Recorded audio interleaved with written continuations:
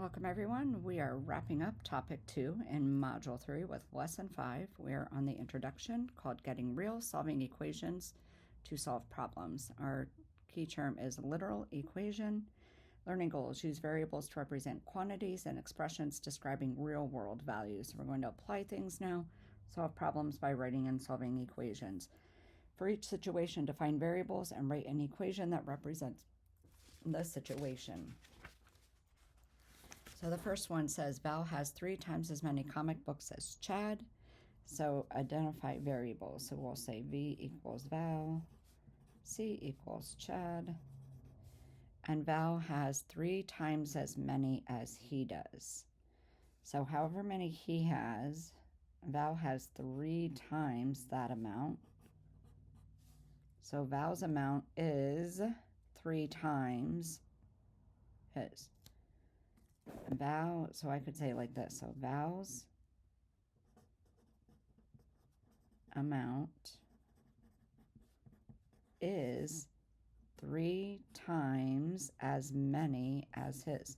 So 3 times Chad's is Val's. It rained 15 more days in April than May. So we'll have A for April. I can't wait till April. M for May. It might be April by the time you're watching this video. I don't know. I'm recording it in March. Okay. It rained 15 more days in April than May. So whatever it rained in May, if we add 15 to that, that will tell us how many it rained in April. So May's amount plus 15 equals April's amount. You could write it the other way too. Either way is fine. Same with this one. Okay, next page.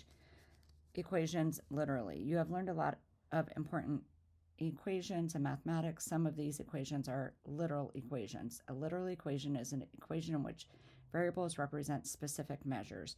You most often see literal equations when you study formulas. Okay, so maybe give that an underline. For example, the formula for the area of a triangle, area equals 1/2 base times height, is a literal equation. The variables in this equation represent the measure of the area of the base and height of the triangle. Think about the formula for the area of a parallelogram. Write the formula for area, use B to represent the base and H to represent the height. So that formula is A equals base times height. It says solve the equation for B. Well, that means we're going to get B by itself. So get B by itself, right? Just like we did when we solved for a variable X, we tried to isolate the variable or get X by itself. So if we're going to do that, if we have A equals BH, base times height, and we want the base by itself, we need to get rid of the height here. How is it connected? It's base times height, so it's multiplying. Using the inverse operation, we'll divide by height. Divide by height, that cancels out. We're left with the area divided by the height equals the base. So if we knew the area of a parallelogram and we knew its height, if we divided that, we would know the length of the base. Now it says solve the equation for height. So area equals base times height. This time we want the H isolated, so divide by the base. So the area divided by the base will give us the height. You can calculate the distance d of an object traveling at a constant rate by multiplying the rate by the rate r by the time t. Write an equation in terms of each quantity. Distance. So this is a very, very common formula. You will use it a lot in school. Distance equals rate times the time. Now they want us to solve it for rate.